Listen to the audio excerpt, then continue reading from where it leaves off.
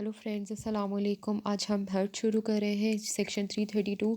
तो whoever cause pain, harm, disease, infirmity और injury to any person और impair, disable, dismember any organ of the body और part without causing his death.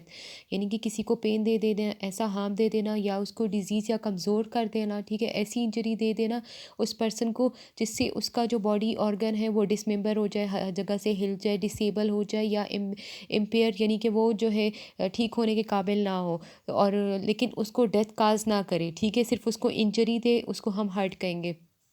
तो आगे hurt की जो है 5 काइंड्स है कि इतलाफ़ उत, इतलाफ़ सलाहियत उत, शज्जा, जुर्रा और all other kinds of hurt.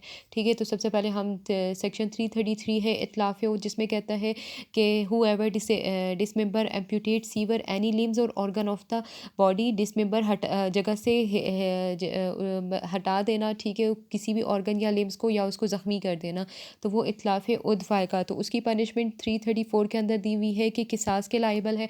अगर किसास लायबल ना हो तो उसको अर्श पे करनी पड़ेगी। अर्श जो है स्पेसिफिक मनी होती है, ठीक है, तो उसकी फॉर्म में उसने पे करना होगा जिसको हर्ट पहुंचाया गया है, या उसकी साथ में इम्प्रिजनमेंट भी हो सकती है 10 ईयर्स तक। ठीक है, फिर सेक्शन 335 में जो है इतलाफ़ सलाहियत उद्फ आ गया कि उसकी सलाहियत को ख़त्म कर देना, विदाउट डिस्ट्रॉय और permanently impair the functioning power of an organ, जिसके हु एवर डिस्ट्रॉय यानी कि उसको जो है डिस्ट्रॉय कर दिया या परमानेंटली जो है फंक्शनिंग पावर उसकी ख़त्म कर दी उस ऑर्गन की। तो 336 में उसकी पनिशमेंट है कि किसास होगा। अगर किसास लायबल ना हो तो अर्श होगी, और अर्श के साथ 10 ईयर इम्प्रिजनमेंट भी उसको होगी। फिर सेक्शन 336 ए के अंदर आता है कि hurt cause by coercive substances, कोई ऐसा सब्सटेंसेस जिससे उसको हर्ट पहुँचे, यानी कि वो like swallowed in hell come into contact, कोई चीज़ वो सांस ले अंदर मुंह के अंदर निकल जाए, यानी केमिकल आर्सेनिक या टॉक्सिक थिंग जो है वो सांस ले ले उससे, या वो निकल जाए उस चीज़ को जिससे उसको हर्ट पहुँचे अंदर तक, तो वो क्या है कि 336 ए के अंदर वो हर्ट पहुँचता है। ठीक है, 336 बी में उसकी पनिशमेंट दी हुई है कि लाइफ इम्प्रिजनमेंट होगी, या 14 ईयर इम्प्रिजनमेंट होगी, और साथ में फ़ाइन भी होगा 1 मिलियन रुपीज़ तक। ठीक है, सेक्शन 337 में शज्जा आ गया। शज्जा कहता है hurt on the face, head और फेस, यानी कि किसी के हेड और फेस के ऊपर हर्ट पहुंच जाए तो वो शज्जा के अंदर आएगा। तो इसकी काइंड है शज खफीफ़ा। आगे सारी काइंड्स दी हुई है। शज खफीफ़ा है तो without exposing the bone of the victim, bone को एक्सपोज किए बगैर उसको कोई नुकसान पहुंचे उसकी बॉडी को, तो वो शज खफीफ़ा है।